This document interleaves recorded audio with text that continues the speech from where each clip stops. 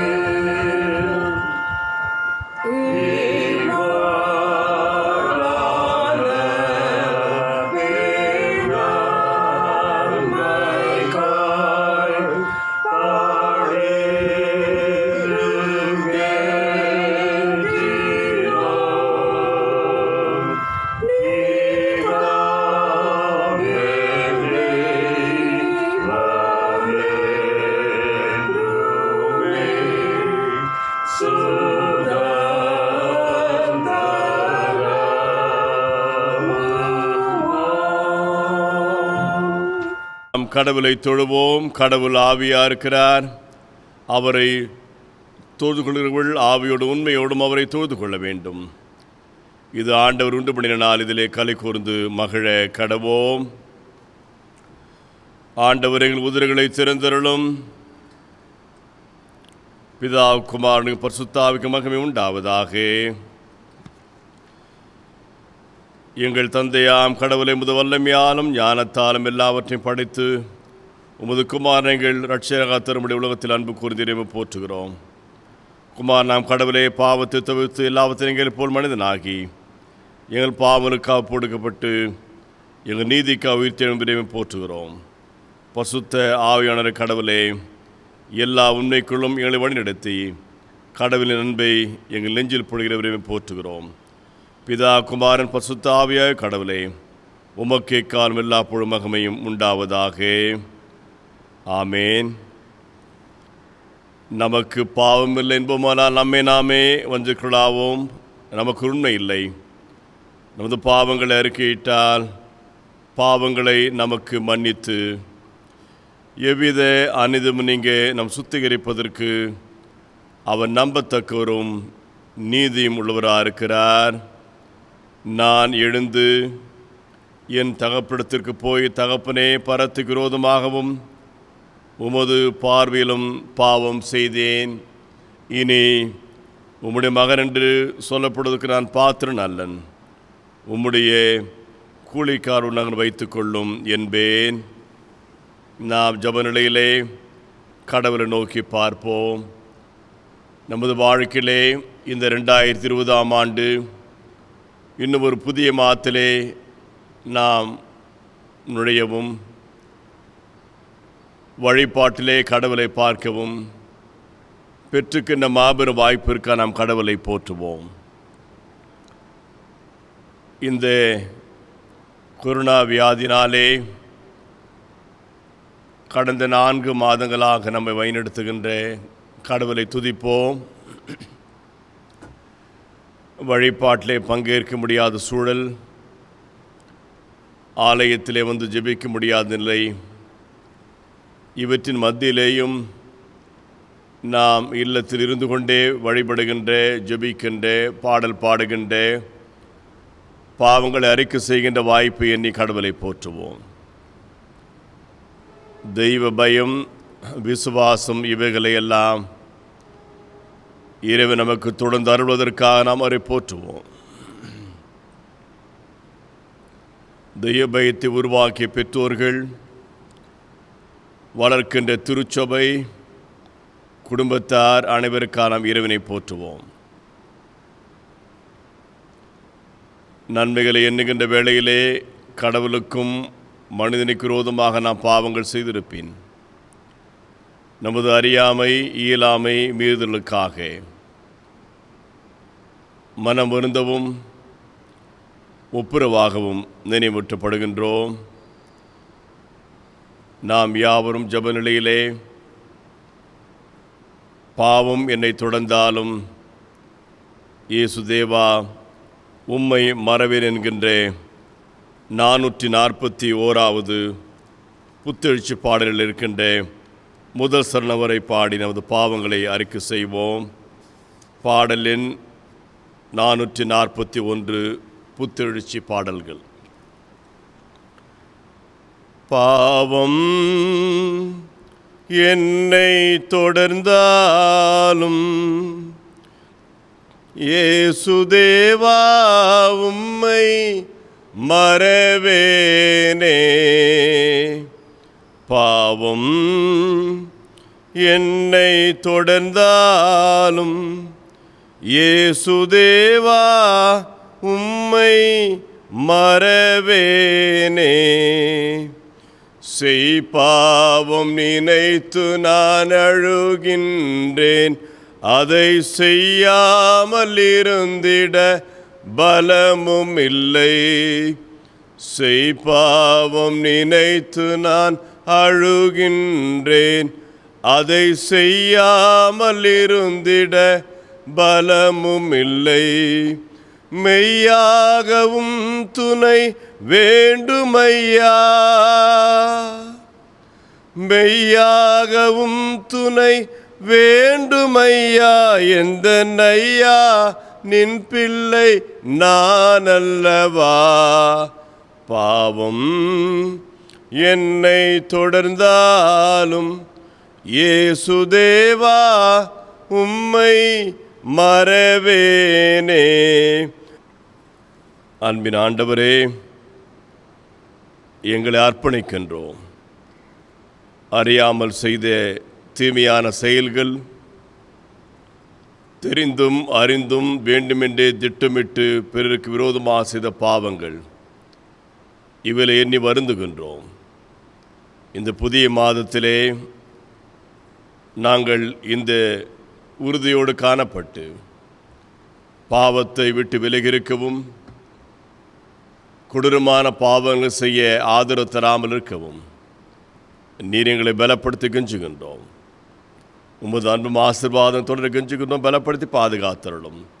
மீட்பர் இயேசுவின் ஜெபங்கேளும் பிதாவே, ஆமேன்.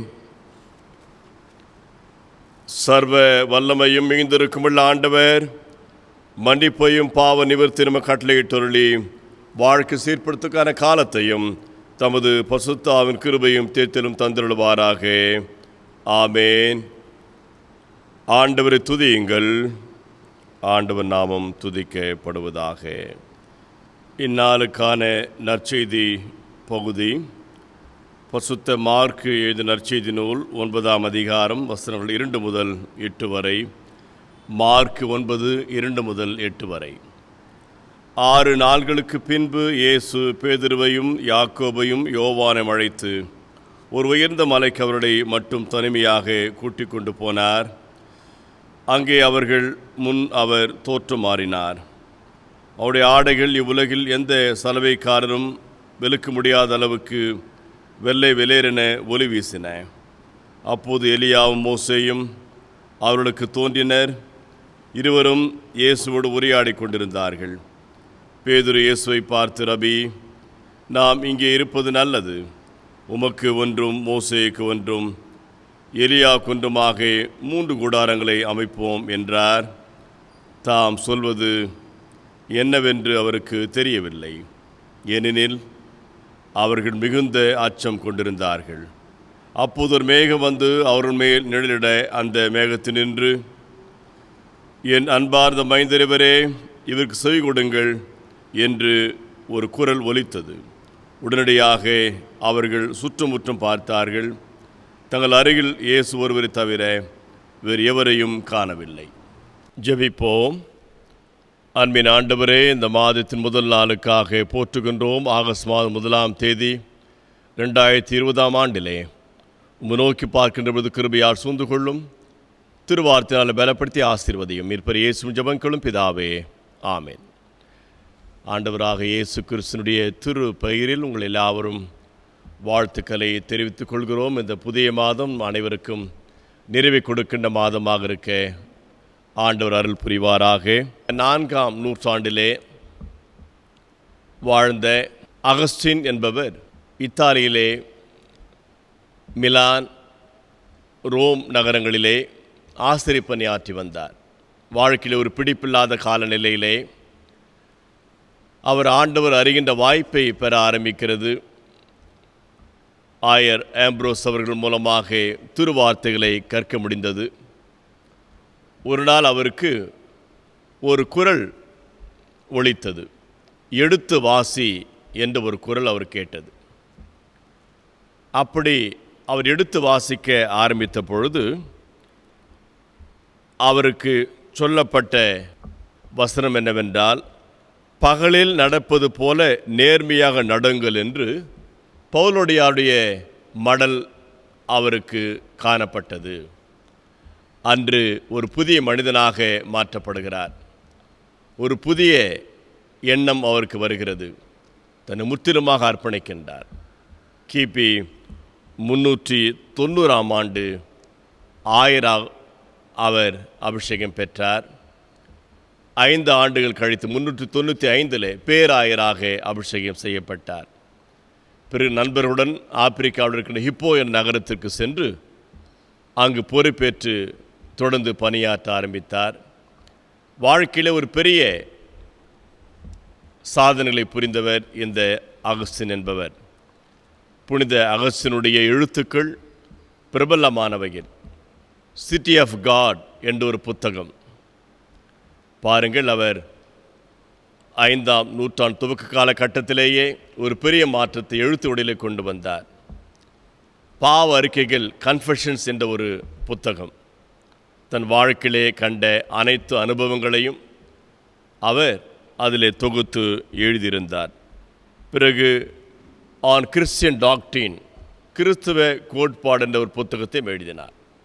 இன்னும் கூட கத்தோலிக்க சபைகளிலே குருவானவராக கல்வி பயில்கின்றவர்களுக்கு அடிப்படையாக இருக்கின்ற புத்தகங்களிலே ஒன்று சென்ட் அகஸ்டின் எழுதின கன்ஃபெஷன்ஸ் என்ற புத்தகம். ஒரு மனிதனை புடமிடுகின்ற, ஒரு மனிதனை பல்வேறு வகையிலே கடலுக்குள் வழிநடத்துகின்ற ஒரு புத்தகமாக அந்த கன்ஃபெஷன்ஸ் காணப்படுகிறது. நாம் இறை வார்த்தைக்கு செவிசாய்க்க அழைக்கப்படுகின்றோம். திருமறையை வாசிக்கின்ற பொழுதும் தியானிக்கின்ற பொழுதும் மேலோட்டமாக அல்ல, அவை நம் இருதயத்திற்குள்ளாக செல்ல வேண்டும். அதன் மூலமாக நாம் புடமிடப்படுகின்றோம், புதிய மனிதனாக மாற்றப்படுகின்றோம். இந்த ஆகஸ்ட் மாதம் பல்வேறு நிலைகளிலே திருச்சபைக்கும் சமுதாயத்திற்கும் பாடங்களை கற்பிக்கின்ற மாதமாக இருக்கிறது. ஆகஸ்ட் மாதம் 6ஆம் தேதி ஆண்டவர் உருமாற்றம் அடைந்த நாள், கர்த்தர் மறுரூப திருநாள். ஆகஸ்ட் 6ஆம் தேதி இந்த மாதத்திலே தான் புனித பர்த்தலமேயு திருநாளை அனுசரிக்கின்றோம். இந்தியாவிலே ஆகஸ்ட் 15ஆம் நாள் சிறப்பான நாள், நமக்கு விடுதலை கிடைத்த நாள். ஆண்டவர் உருமாற்றம் அடைந்த நாளிலே அங்கு 3 சீடர்களை அழைத்து சென்றார். நாம் பார்க்கின்றோம், 3.5 ஆண்டுகள் திருப்பணி காலகட்டத்திலே தொடர்ந்து பயிற்சிகளை அவர் கொடுத்து வந்தார். அந்த சீடர்களுக்கு அது ஒரு பயிற்சியாக அமைந்திருக்கிறது. அந்த பயிற்சியின் பொழுது பல வகையில் ஒரு காட்சிகள் காண்பிக்கப்படுகின்றன. பேதுரு, யோவான், யாக்கோபு ஆகிய 3 இவர்கள் மிக மிக நெருக்கமாக ஆண்டோடு இருந்திருக்கிறார்கள். கெத்செமனே தோட்டத்திலேயும் தனியாக ஜெபிக்கின்ற பொழுதும் இவர்கள் இருந்திருக்கிறார்கள். ஆண்டவர் இவர்கள் மூலமாக அநேகவற்றை எதிர்பார்த்திருக்கின்றார். இந்த கர்த்தர் மறுரூபான திருநாளிலே அவர் கொடுக்கின்ற பயிற்சி, பாடங்கள், கல்விகள் நமக்கும் என்றுமே பொருத்தமானதாக இருப்பதை நாம் உணர்ந்து கொள்ள அழைக்கப்படுகின்றோம். 3 குறிப்புகளை மையப்படுத்தி ஆண்டவர் உருமாற்றம் அடைந்த நாளிலே நாம் சத்தியத்தை தியானிக்க அழைக்கப்படுகின்றோம். குறிப்பாக மார்க்கு 9ஆம் அதிகாரத்தை மையப்படுத்தி நாம் சத்தியத்தை தியானிக்க அழைக்கப்படுகின்றோம். முதலாவதாக, உருமாற்றம் திருப்பணிக்கு தெளிவூட்டும் நாள். Transfiguration enables mission. மார்க்கு 9ஆம் அதிகாரத்திலே அவர்கள் பார்க்கின்றோம், ஆண்டு உருமாற்றம் அடைந்த பொழுது வெண்மையாக காணப்பட்டார். ஆண்டவர் உருமாற்றம் அடைகின்றார். புதிய அனுபவம் அவர்களுக்கு. மார்க் 9ஆம் அதிகாரம் 3ஆம் வசனத்திலே சொல்லப்படுகிறது, அவருடைய ஆடைகள் இவ்வுலகில் எந்த சலவைக்காரரும் வெளுக்க முடியாத அளவுக்கு வெள்ளை வெளிரின ஒளி வீசின. அங்கே அவர் முன் அவர் தோற்றம் மாறினார்.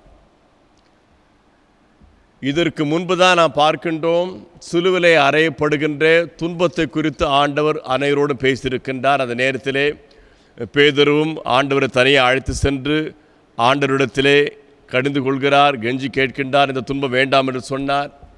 இப்பொழுது ஒரு மகிமையான நிலை, முற்றிலுமாக ஆண்டு சொன்ன வார்த்தைக்கு ஒரு வித்தியாசமான அனுபவத்தை இங்கு அவர்கள் காண முடிகிறது.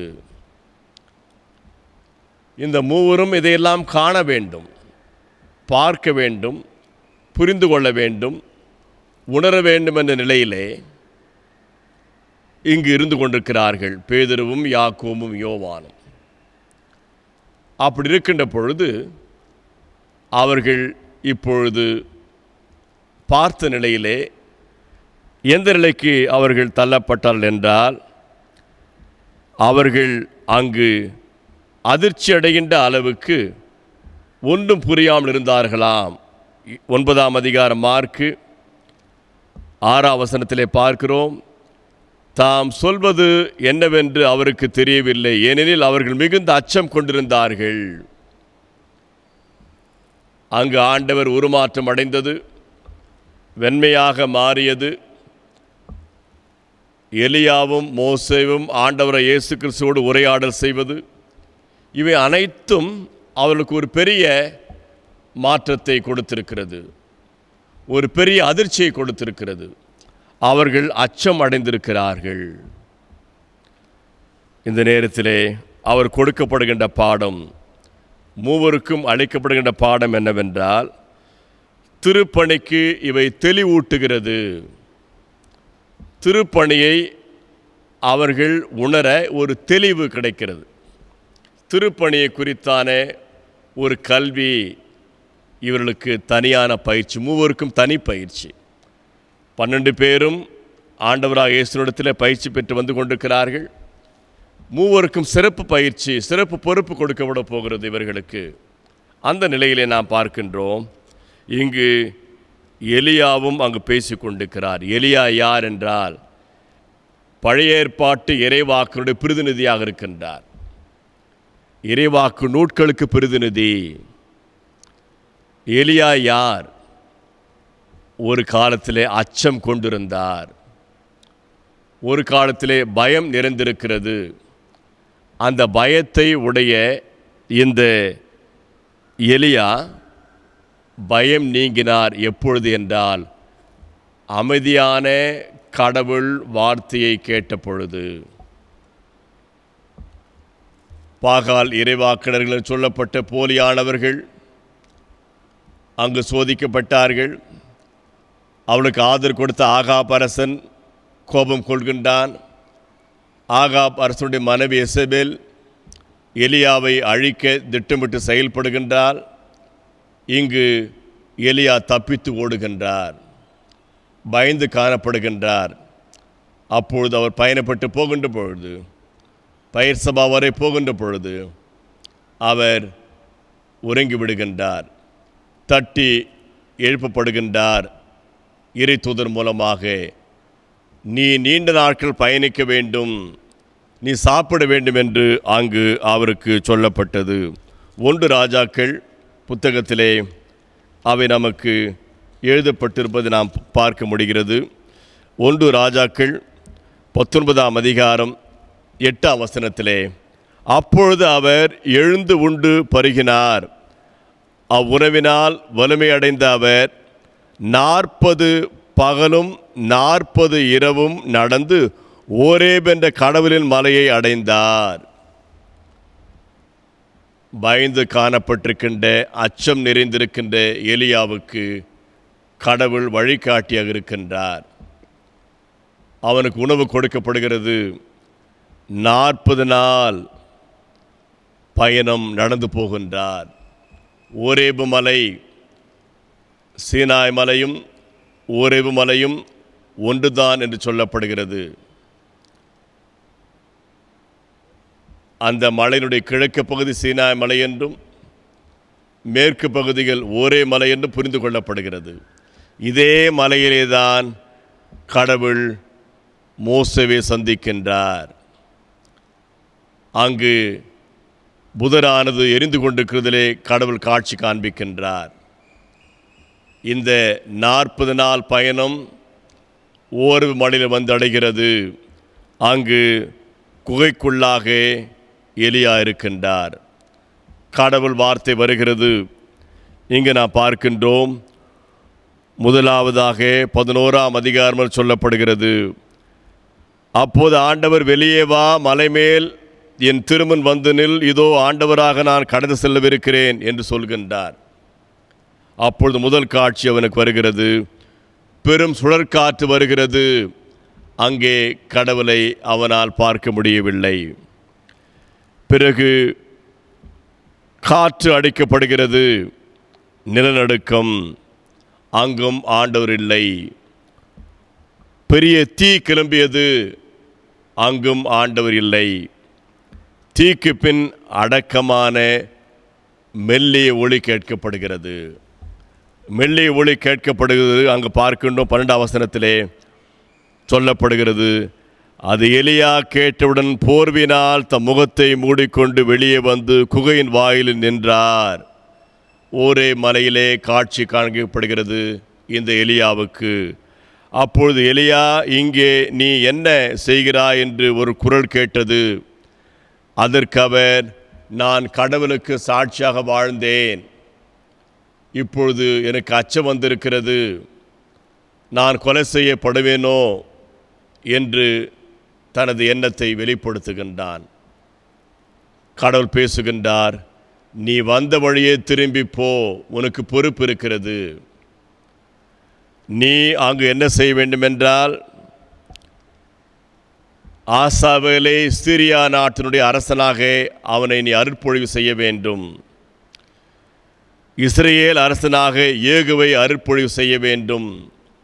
உனக்கடுத்து ஒரு இறைவாக்கினராக நீ யாரை தெரிந்து கொள்ள வேண்டும் என்றால் எலிசாவை தெரிந்து கொள்ள வேண்டும். இவை அனைத்தும் 1 ராஜாக்கள் 19ஆம் அதிகாரத்திலே அது கொடுக்கப்பட்டிருக்கிறது. எலியா இது அனைத்தையும் செய்கின்றான். பணியை பெறுகின்றான், மெல்லிய சத்தத்தை கேட்டான், கீழ்ப்படுகின்றான், பயம் இல்லாமல் போகிறது. அவன் அந்த அரசுக்கே பயத்து கொடுக்கின்ற இறைவாக்கினராக மாறுகின்றான்.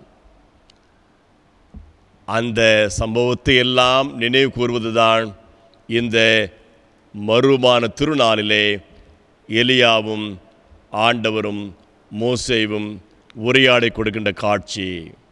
இதன் மூலமாக எவ்விதமான உணர்வு வருக வேண்டுமென்றால், கடவுளுடைய மெல்லிய சத்தத்தை கேட்க அழைக்கப்படுகின்றோம். உலகம் இரைச்சலாக இருக்கிறது, வீட்டில் இரைச்சல் இருக்கிறது. அமைதியாக வார்த்தையை நாம் படிக்க தியானிக்க மறந்து விடுகின்றோம்.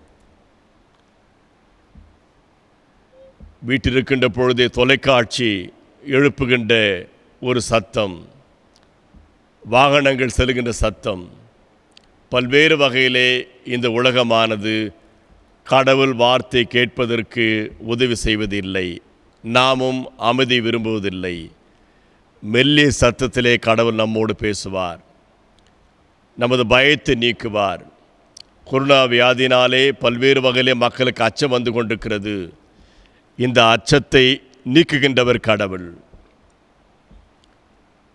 பயம் இயல்பானது தான்.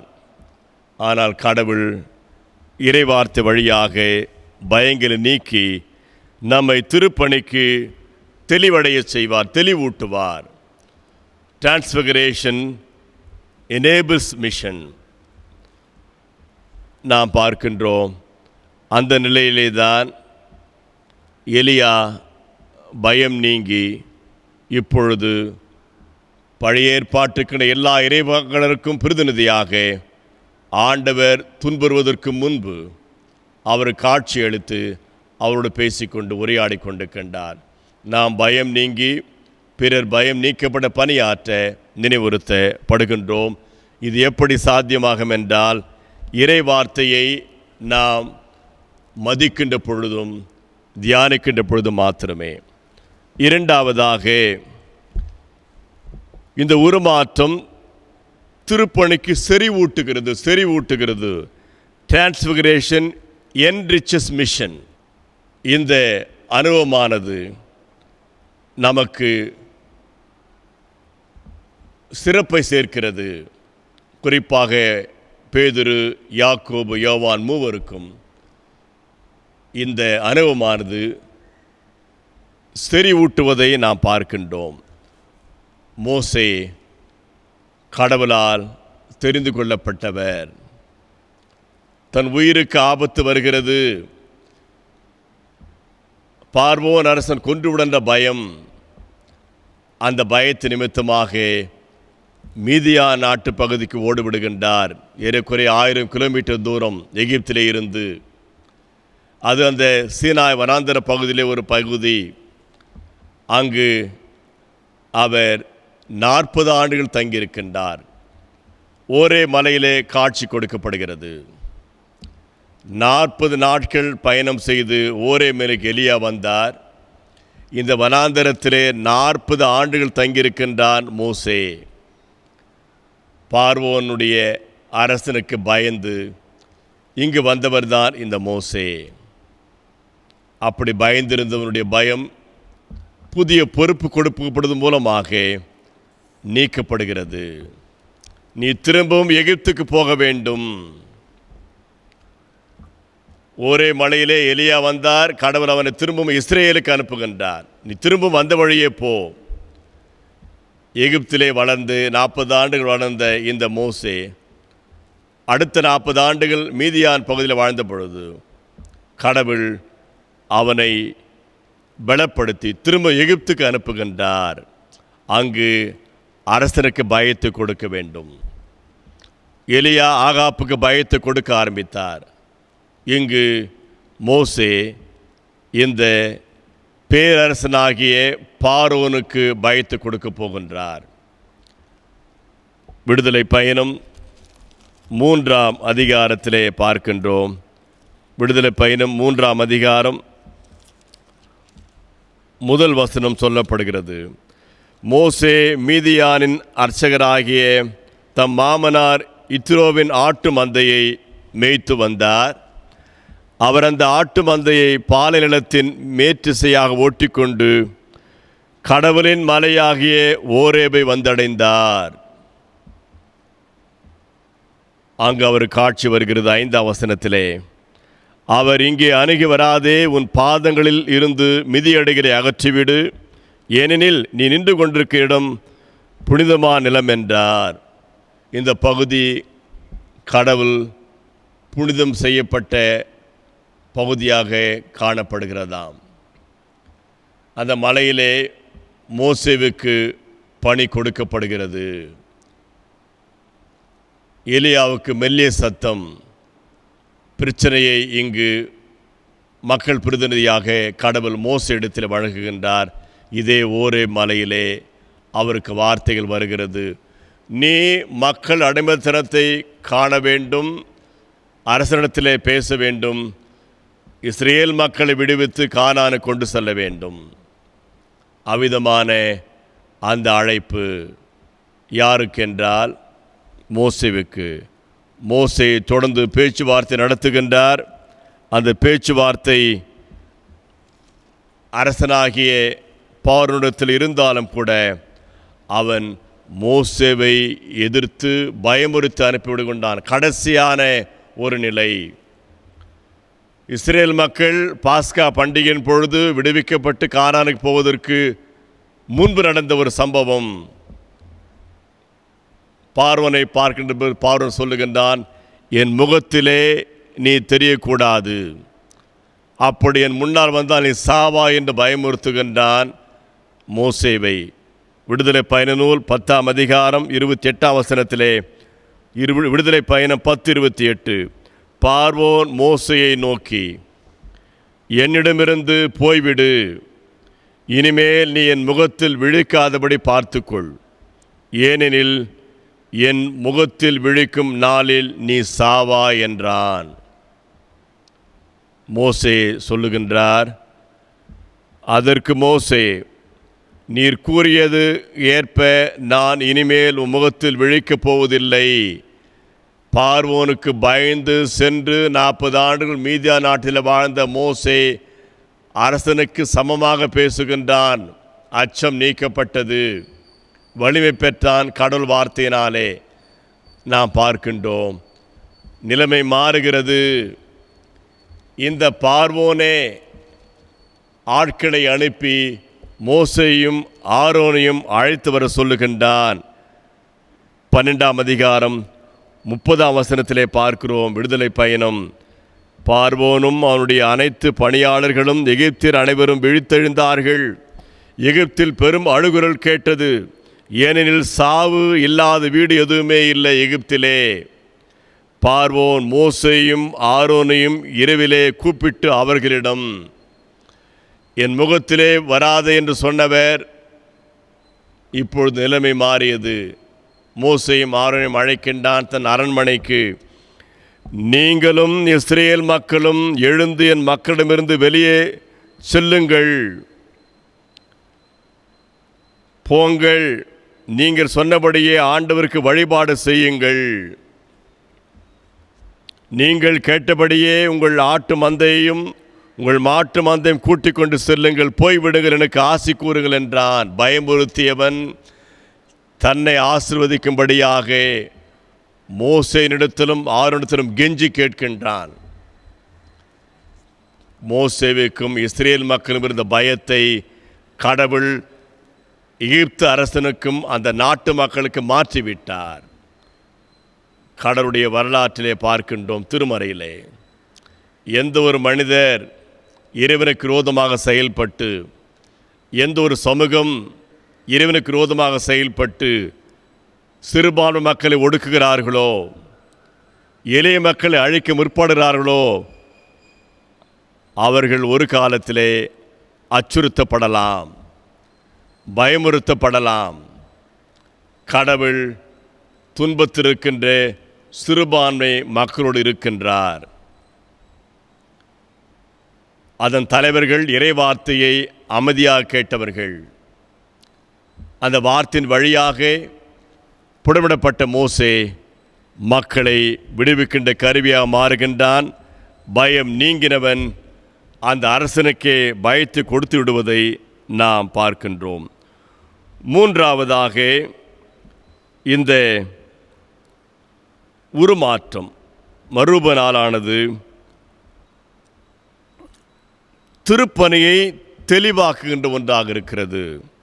Transfiguration enlightens mission. முதல் குறிப்பிலே பார்த்தோம், டிரான்ஸ்ஃபிகரேஷன் எனேபிள்ஸ் மிஷன். இரண்டாவதாக டிரான்ஸ்ஃபிகரேஷன் என்ரிச்சஸ் மிஷன். மூன்றாவது டிரான்ஸ்ஃபிகரேஷன் என்லைட்டன்ஸ் மிஷன். இதிலே அதிகமான தெளிவுகள் காணப்படுகிறது. அவர்கள் ஊக்குவிக்கப்படுகிறார்கள். இந்த மூவருக்கும் பயிற்சி கொடுக்கப்பட்டு வருகிறது.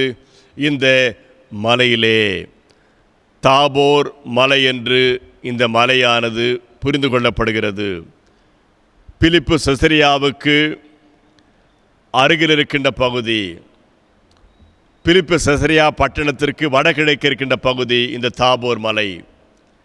அந்த மலையிலே அக்டோபர் முதல் ஜனவரி மாதம் வரை பனியானது முற்றிலுமாக மூடிக்கொண்டிருக்கும்.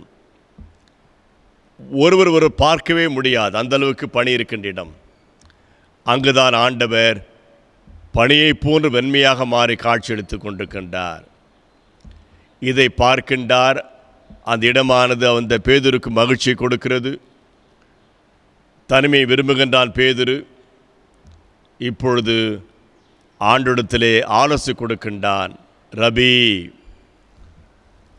ஆண்டவரை அணுகுகின்ற வார்த்தை போதகரே, ஆசானே, ஆசிரியரே, நாம் என்ன செய்யலாம் என்றால், உமக்கு ஒன்றும் மோசேக்கு ஒன்றும் எலியாவுக்கு ஒன்றுமாக 3 கூடாரங்களை அமைப்போம் என்றார். கூடாரங்கள் அவர்கள் முக்கியமாக பயன்படுத்துவது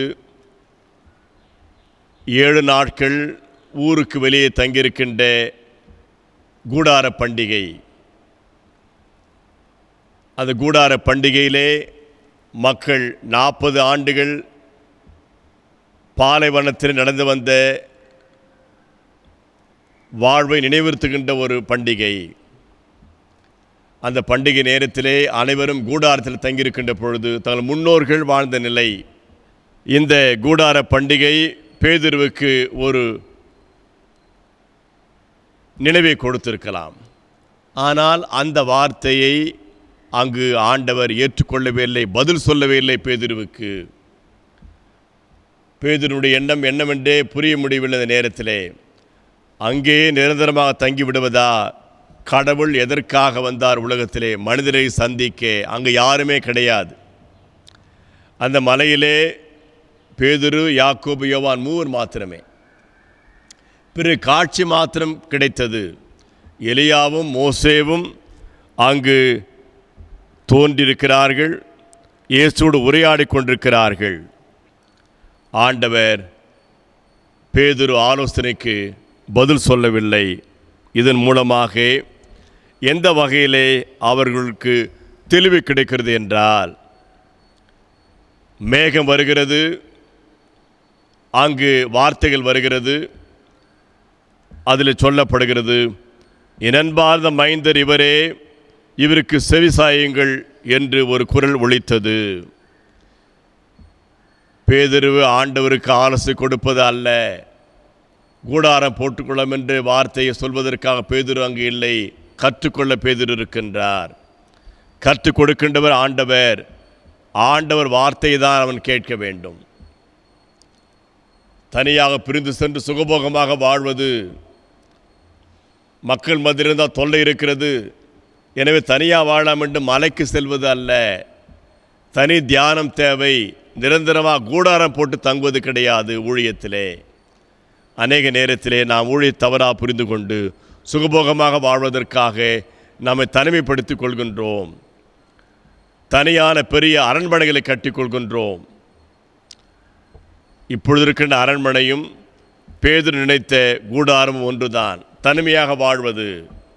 கடவுள் மக்களுக்காக உலகத்திலே பிறந்து பணியாற்றினார், சிலுவிலே அறையுண்டார்.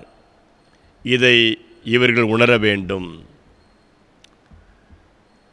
புரிந்து கொள்ள வேண்டும். கடவுள் இந்த வார்த்தையை வழங்குகின்றார் பேதுருவுக்கும் மற்ற இருவருக்கும். என் அன்பார்ந்த மைந்தர் இவரே, இவருக்கு செவி சாயுங்கள். நீங்கள் ஆலோசனை அல்ல, ஆனால் 8ஆம் அதிகாரத்தில் பார்த்திருக்கின்றோம்.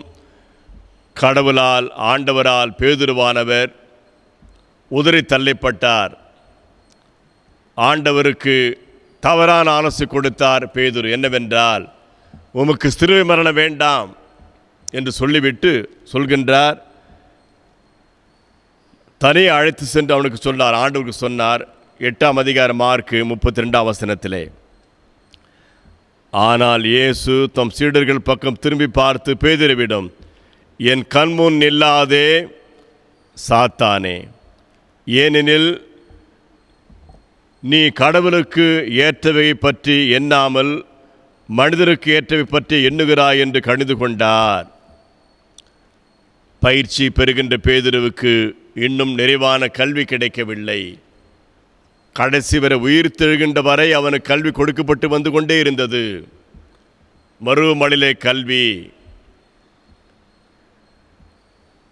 பிறகு ஆண்டவர் விசாரணை செய்கின்ற பொழுது 3 முறை மறுதளிக்கின்றான். அப்பொழுது கல்வி. மனக்கசந்து அழுகின்றான்.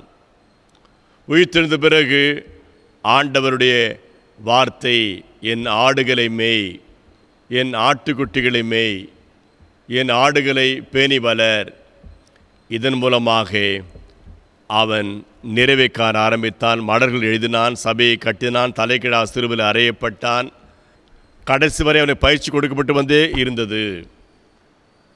அவன் பல்வேறு நிலையிலே ஆண்டிடத்தில் பயிற்சி பெற்றாலும் ஒரு சாதாரண மனிதன் என்பதை காண்பித்து கொண்டே இருந்தான். நம் வாழ்க்கையிலே அதிக பக்திமானாக இருந்தாலும், வசனத்தை வாசித்தாலும், சில நேரத்திலே குறைவோடு இருந்து கொண்டிருக்கின்றோம்.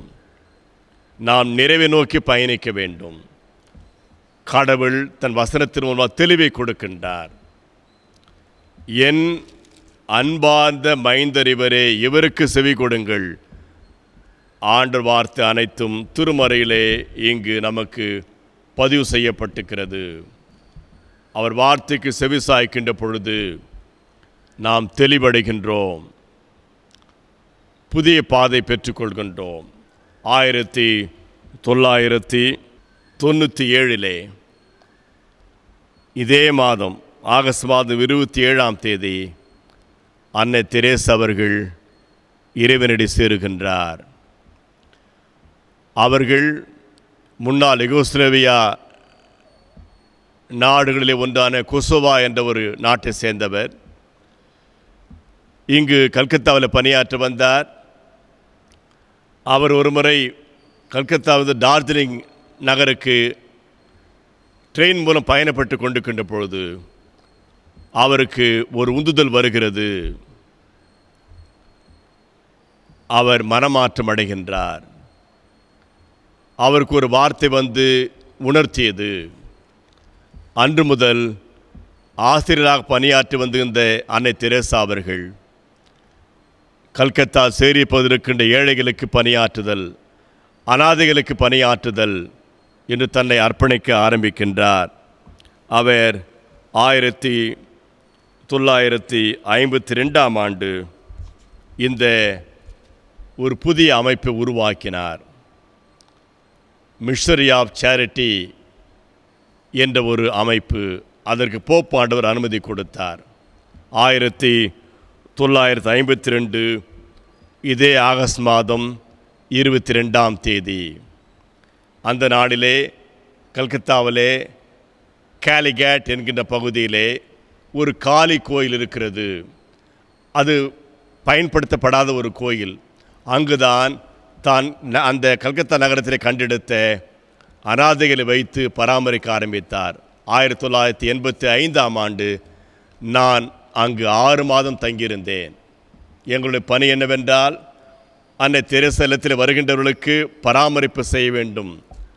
அவளுக்கு உணவு கொடுத்தல், குளிப்பாட்டுதல், மருந்து கொடுத்தல், மறுத்துவிட்டால் அடக்கம் செய்ய அரசு அனுமதியை நாடுதல். இதுதான் அங்கே இருக்கின்ற தன்னார்வ தொண்டனுடைய ஒரு பணி.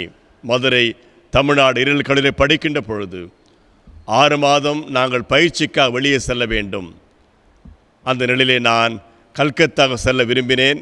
அன்னை தெரேசா இல்லத்திலே 6 மாதம் தங்கியிருந்தேன். கடவுளுடைய வார்த்தை உந்துதல் பல்வேறு வகை நமக்கு வரலாம். மோசேவுக்கு அழைப்பு வருகிறது, பேசுகின்றார். எலியாவுக்கு மெல்லிய சதத்திலே வார்த்தை கிடைக்கிறது. புனித அகஸ்தினுக்கு எடுத்து வாசி என்று வந்தது. அன்னை தெரேசாவுக்கு ரயில் பயணத்திலே உந்துதல் வந்தது, பணியாற்ற புதிய வழித்தலங்கள். அதன் மூலமாக 1952ஆம் ஆண்டு ஆகஸ்ட் மாதம் 22ஆம் தேதி அவர் நிர்மல் இருதோ என்கின்ற அந்த ஒரு இடத்தை உருவாக்கினார். அவருடைய பயணம் இருந்த ஆண்டு 46ஆம் ஆண்டு. 1946 செப்டம்பர் மாதம்தான் டார்ஜிலிங்குக்கு பயணம் மேற்கொண்டவர். கடவுள் நம்மை தன் வார்த்தையின் வழியாக திருப்பணிக்கு ஆயத்தப்படுத்தி பலப்படுத்துகின்றார். ஜெபிப்போம். அன்பின் ஆண்டவரே, போற்றுகின்றோம். உருமாற்றம் அடைந்த திருநாளிலே சீடர்கள் மாற்றம் அடைந்ததற்காக போற்றுகின்றோம். திருவார்த்தையின் வழியாக நாங்கள் மாற்றம் காண கிருபையாகிறோம். இப்படி இயேசு ஜெபங்களும் பிதாவே, ஆமென். இந்த மாதமும் நாம் ஆலய வழிபாட்டில் பங்கேற்க முடியாது. சந்தா காணிக்கை படைக்க விரும்புகின்றவர்கள் ஆலயத்தில் வைக்கப்பட போகின்ற காணிக்கை பெட்டியிலே சந்தா காணிக்கை கவரை நீங்கள் படைக்கலாம்.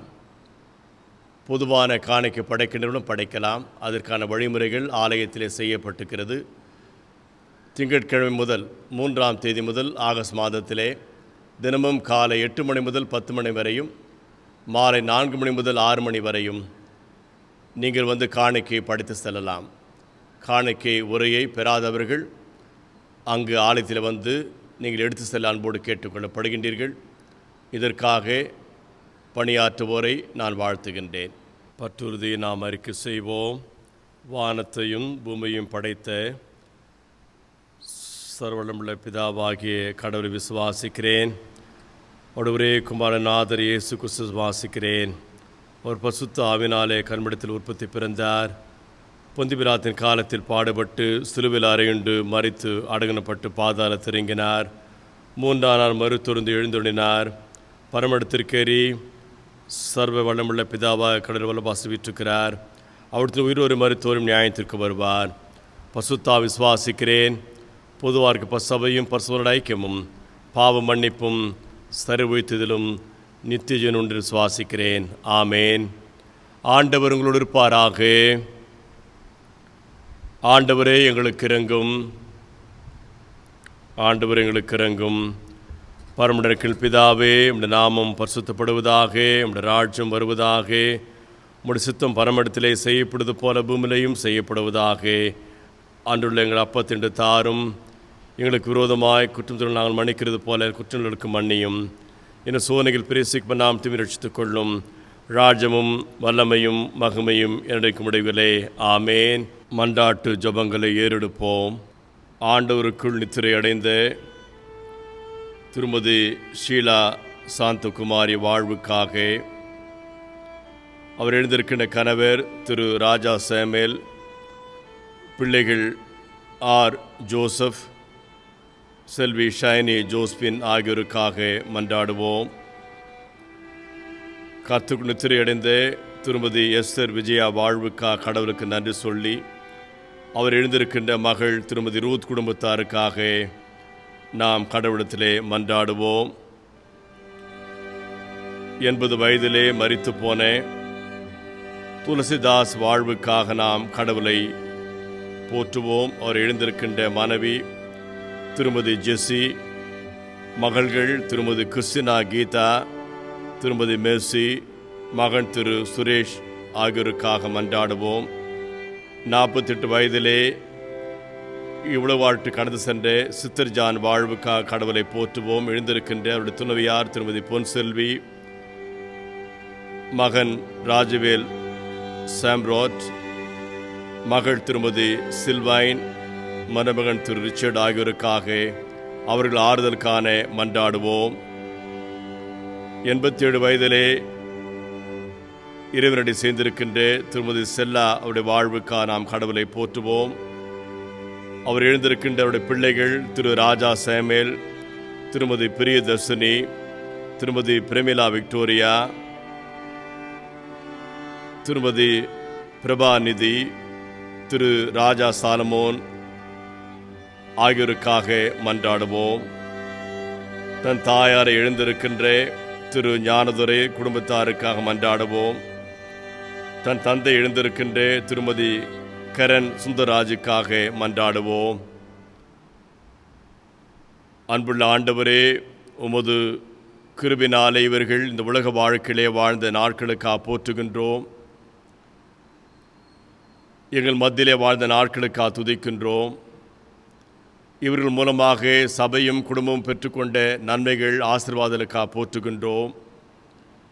இழந்திருக்கின்ற குடும்பங்களை நீர் பலப்படுத்தி தாங்கி ஆறுதற்கான கெஞ்சி மண்டாடுகின்றோம். ஆண்டவரை தொடர்ந்து கொரோனா வியாதினாலே பாதிக்கப்பட்டிருக்கின்றவர்கள் சிகிச்சை பெறுவோரையும் கருத்திலுடன் பாதுகாத்துக் கொள்ளும். உலகம் முழுவதும் இருக்கின்ற மருத்துவர்கள், நோயாளிகளை கரத்திலே கொடுக்கின்றோம். உமது அன்பு எல்லாரும் ஆட்கொள்ள கெஞ்சி மண்டாடுகின்றோம். எங்கள் வாழ்க்கையிலே 2020ஆம் ஆண்டு ஒரு புதிய மாதத்திற்குள்ளாக செல்லவும் இந்த ஆகஸ்ட் மாதம் 1ஆம் தேதி வழிபாட்டிலே பங்கேற்கின்ற வாய்ப்புக்காக போற்றுகின்றோம். சபை மக்கள் எல்லாரும் காத்து பலப்படுத்தும் ஒரு அன்பினால் இடைக்கட்டி காத்து பலப்படுத்த கெஞ்சுகின்றோம். எங்கள் பேராயும் பேராயர் ஆயர்கள் நற்செய்தி பணியாளர் எல்லாரும் கருத்திலுடன் பாதுகாத்துக் கொள்ளும். எங்கள் நாட்டுக்காக உலகமதி கஜபிக்கின் பாதுகாத்துக் கொள்ளும். சுதந்திர இந்தியாவிலே நாங்கள் சுதந்திரத்தோடு வாழவும் உரிமைகளை பெற்றுக்கொண்டு அடிமில்லாத வாழ்க்கை வாழ கிருபையாகிறோம். மீட்பர் இயேசுவின் ஜெபங்களும் பிதாவே, ஆமேன். நமது ஆண்டவராக இயேசு கிறிஸ்துவின் கிருபையும் பிதாவாகிய தேவனுடைய அன்பு தூயார்வை இடத்திலும் நம் அனைவரோடும் என்றும் நிலைத்திருப்பதாக.